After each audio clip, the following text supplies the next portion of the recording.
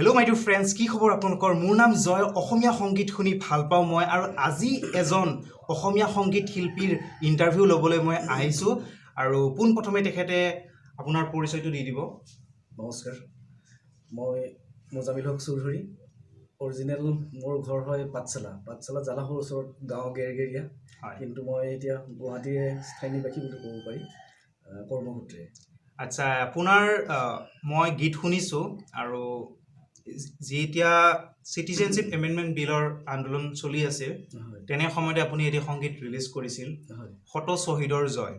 আৰু এই গীতটি শুনি মই ইমানেই ইনস্পায়াৰ্ড হৈছোঁ সেই গীতটিৰ পৰা মই যদি কেতিয়াবা অসমীয়া জাতিৰ ওপৰত পাহৰিও গ'লো হয়, কিন্তু আপোনাৰ এই গীতটি মোৰ সদায় হৃদয়ত থাকিব আৰু এই সংগীতে মোক সদায় অসমীয়া জাতিটোবাদ কি বা আমি অসমীয়াৰ বাবে আমি কি কৰিব লাগে কি কৰিব নালাগে, আমি অসমীয়াৰ বাবে সদায় থিয় দি থাকিব লাগিব সন্মুখত অসমীয়া ৰাইজৰ বাবে, অসমীয়া ভাষাৰ বাবে, তেনেকুৱা এটা মই শক্তি পাইছোঁ আপোনাৰ সেই গীতটিৰ পৰা, শ্বহীদৰ জয়।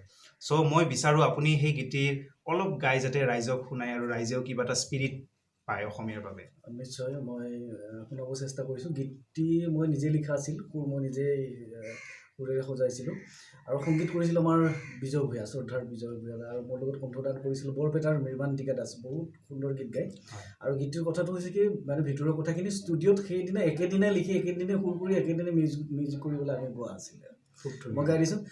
যদি দেশৰ হকে কৰা তুমি কাম, লাগেনে বাৰু তাৰ কিবা প্ৰতিদান, যদি দহৰ বাবে কৰা তুমি কাম, জিলিকিৰ উঠিব তাতে তোমাৰে নাম, জিলিকি ৰব তাতে তোমাৰে নাম।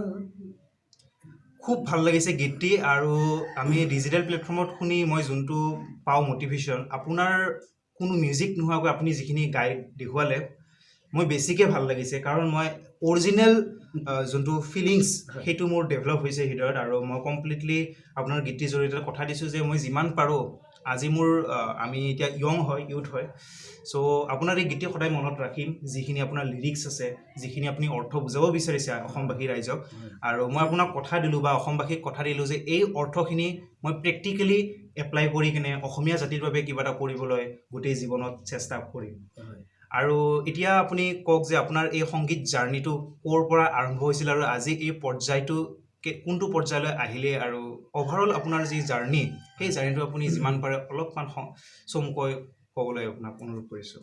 খুব চুটিয়ে হ'ব যায় কথাখিনি, বেছি দীঘল। দেউতা তাৰমানে আমাৰ ফৰেষ্ট ডিপাৰ্টমেণ্টত কাম কৰিছিল, বিভিন্ন ঠাইত কটাই ঘূৰি ফুৰিছিলোঁ। এতিয়াতো বাক্সা হ'ল, তেতিয়া আমাৰ কামৰূপ ডিষ্ট্ৰিক্ট আছিলে, বাগানপাৰা হাইস্কুলত মই পঢ়িছিলোঁ। ওচৰতে তৰুণ নাৰ্জাৰী বুলি দাদা এজন আছিলে, আমাৰ কোৱাৰ্টাৰত ফুৰিবলৈ আহে, বৰ ধুনীয়াকৈ গীত লিখে, সুৰ কৰে, তেখেতে গীটাৰ বজায়।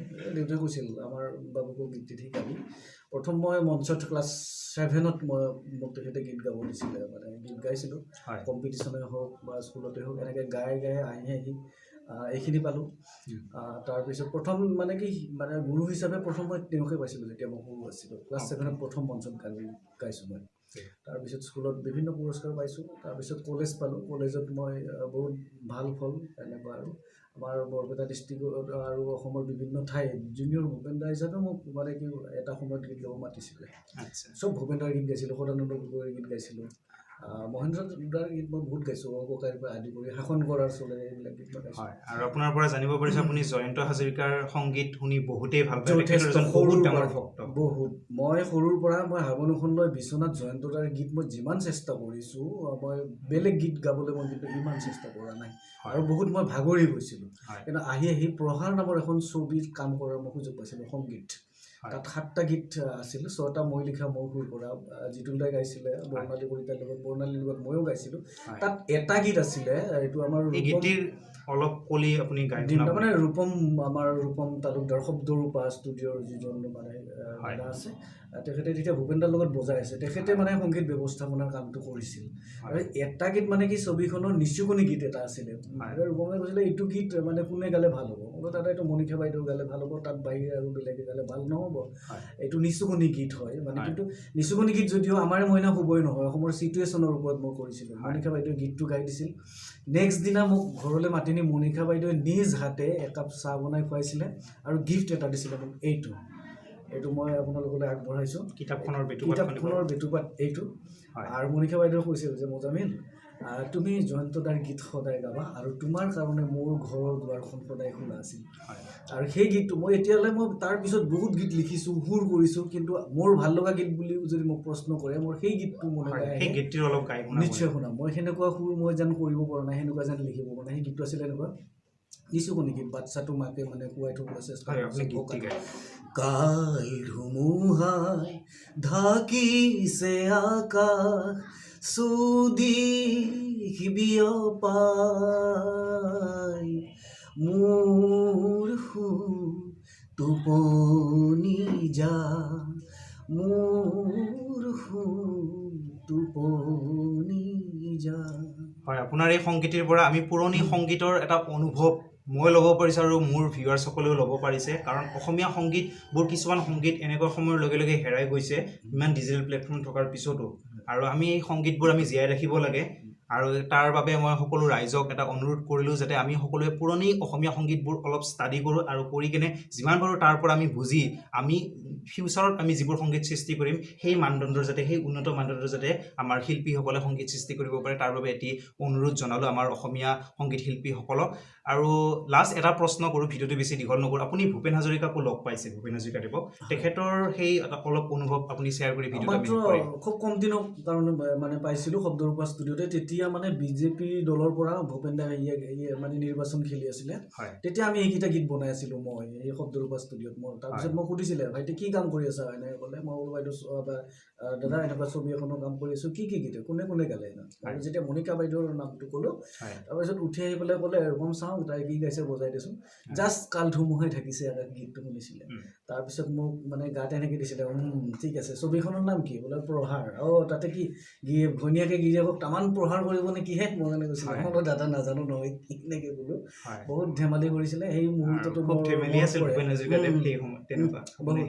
কিন্তু দুখৰ বিষয়ে ছবিখন কিন্তু ৰিলিজ নহ'ল। আমাৰ অডিঅ'টো ৰিলিজ হৈছিলে, লুইতপুৰীয়া প্ৰডাকশ্যনে খুব মাৰ্কেট পাইছিলে প্ৰহাৰ নামৰ। আৰু এইখিনিতে মই এটা মাত মাতিব বিচাৰিছোঁ, জাষ্ট এষাৰ কথা ক'ব বিচাৰিছোঁ, ভিডিঅ'টো শেষ কৰিম।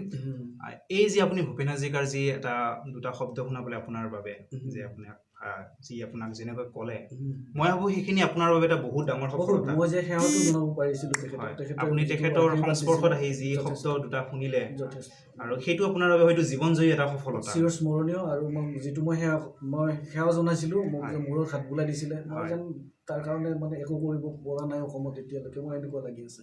ভূপেন দাই যিটো গীত হৈ গ'ল, তথাপিও মই গীত এতিয়াও কৰি আছোঁ, নতুন গীত কৰি আছোঁ। আৰু ভিডিঅ'টোত মই এতিয়া লাষ্ট এটা কথা ক'ব বিচাৰিছোঁ যে তেখেতে বেলেগ প্ৰশিক্ষণো দি আছে সংগীতৰ। গতিকে আপোনালোকে যদি সংগীতৰ বিষয়ে যদি জানিব বিচাৰে বা সংগীত যদি শিকিব বিচাৰিছে, কমেণ্ট কৰি জনাব পাৰে, মই আপোনালোকক সহায় কৰিম। আৰু শেষত এখেতৰ যি শত শ্বহীদৰ জয় গীতটি আছে, মই ডেছক্ৰিপশ্যনত লিংকটো দি দিম, আপোনালোকে চাব।